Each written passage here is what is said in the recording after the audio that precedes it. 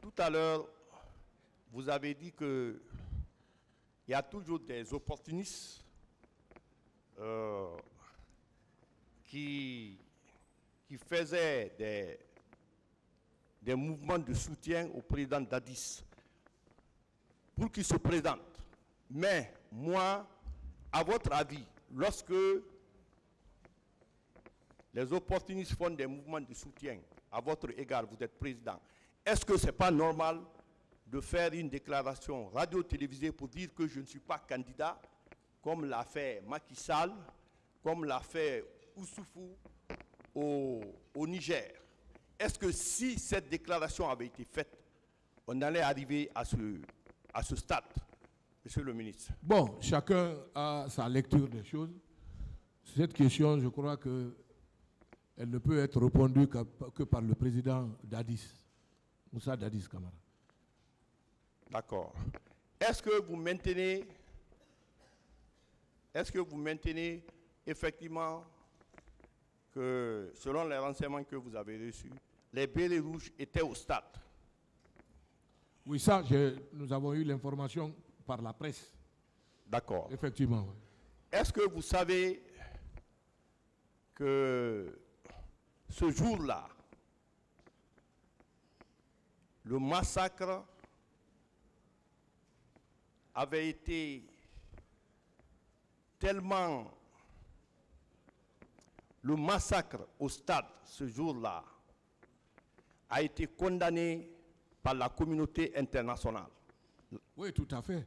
Non seulement par la communauté internationale, mais par tout Guinéen conscient. Voilà.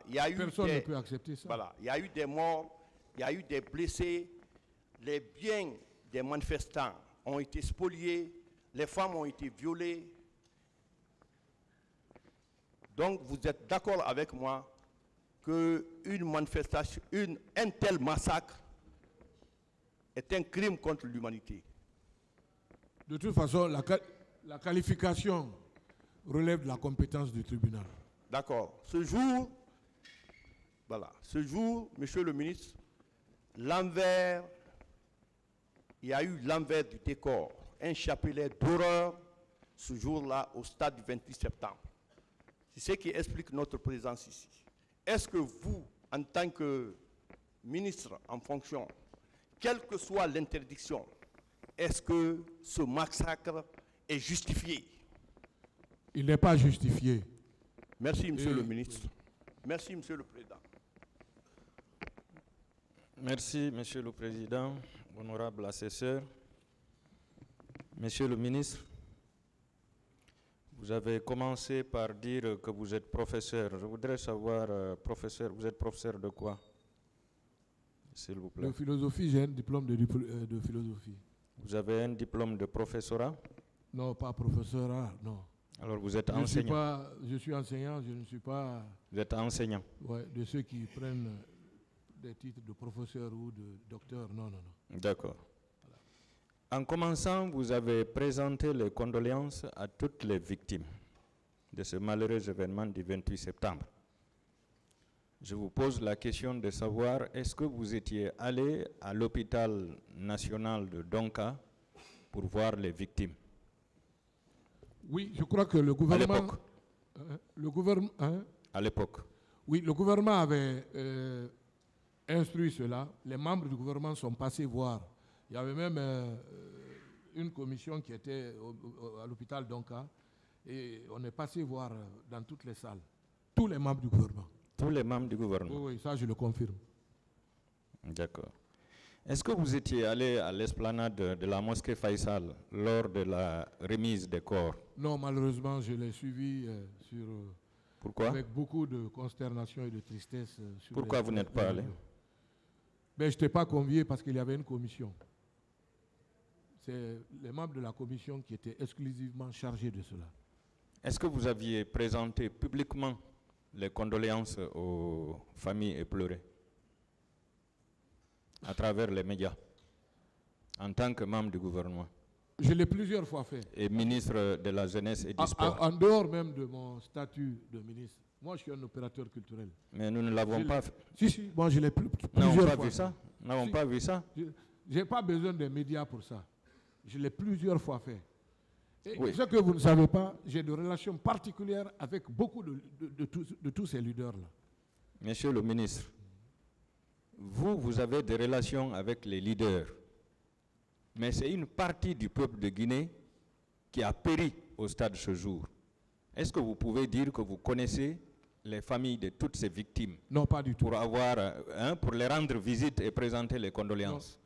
Je l'ai fait dès que j'ai eu l'occasion aujourd'hui, en plus. J'ai commencé mes propos par ça, et vous-même, vous l'avez reconnu. Quel est le canal privilégié pour un ministre pour présenter des condoléances publiques à la population? Individuellement, on ne peut pas le faire parce que le Premier ministre Komara l'avait déjà fait par un communiqué. Non.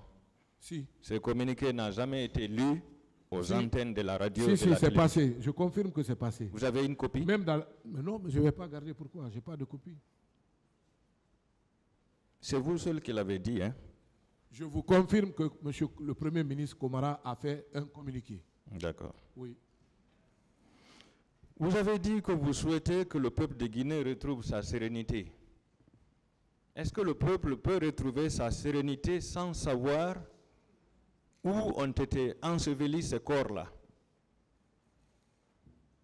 C'est au tribunal de trouver les réponses à cette question. Monsieur le ministre, où sont les corps? Je n'ai pas vu de corps, je n'ai pas vu de blessés. J'ai vu les blessés seulement à l'hôpital. Voilà, c'est ce que je peux vous dire. Et je continue de présenter mes condoléances aux familles de ceux qui ont perdu la vie. Jusqu'à ce jour, vous voulez dire que vous n'avez pas eu d'informations sur l'endroit où les corps ont été enfouis? Aucune information. Aucune information. Oui.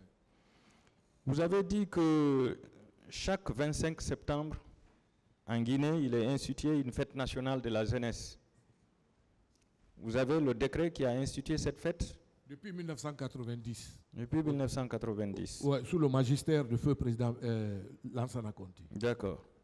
Est-ce qu'il y a un décret qui a institué le 28 septembre comme une fête nationale? Non, pour le moment, non. Non. Alors, pourquoi la manifestation a été interdite? La question, il faut la poser au président de la République, d'alors, et au ministre, certainement, de la fonction publique et de l'administration du territoire, parce que c'est eux qui ont pris les décisions. Je ne peux pas parler à leur place. Mais au nom de la solidarité gouvernementale, vous étiez d'accord pour l'interdiction de cette manifestation? Oui ou non? Mais il y a une solidarité, évidemment. Vous êtes là-bas parce que vous défendez les partis civils. Oui. Voilà. Donc vous étiez d'accord avec l'interdiction? Mais vous voulez que je fasse quoi? Oui, que vous protestiez. Quand on est dans une équipe, on vous pouviez protester. On assume. Est-ce que vous savez que la manifestation est un droit constitutionnel? C'est un droit constitutionnel. Est-ce que vous savez que la manifestation a été instituée par notre constitution à l'époque? Je suis parfaitement d'accord avec vous, maître. Voilà. Est-ce que vous savez que même une autorité militaire ne peut pas interdire une manifestation? Oui. Alors, pourquoi vous n'avez pas protesté en tant que civil? Je ne peux pas protester parce que j'appartiens à une équipe. Lorsque la décision elle est prise, on se met au garde-à-vous. Ah, d'accord. En tant que civil, vous vous mettez au garde-à-vous. Ouais. D'accord. Alors, je veux savoir, le directeur du stade, il relève de qui? Il relève de moi. Il relève de vous. Cela veut dire que c'est vous qui le donnez normalement des instructions. Normalement, oui. Alors, si le directeur du stade déclare que le stade a été nettoyé le lendemain, est-ce que cela ne veut pas dire que c'est vous qui l'avez donné des instructions? Je me suis inscrit en faux et ça fait la énième fois qu'on me pose cette question. Je dis non. Mais vous l'aviez appris, non? Hein? Vous l'aviez appris? Je l'ai appris, mais ce n'est pas vrai. D'accord. Voilà. Alors, si ce n'est pas vrai, pourquoi vous n'avez pas sanctionné votre subordonné? Non, mais c'est au niveau, à ce moment du procès que moi j'ai appris. Je ne l'ai jamais su avant. C'est au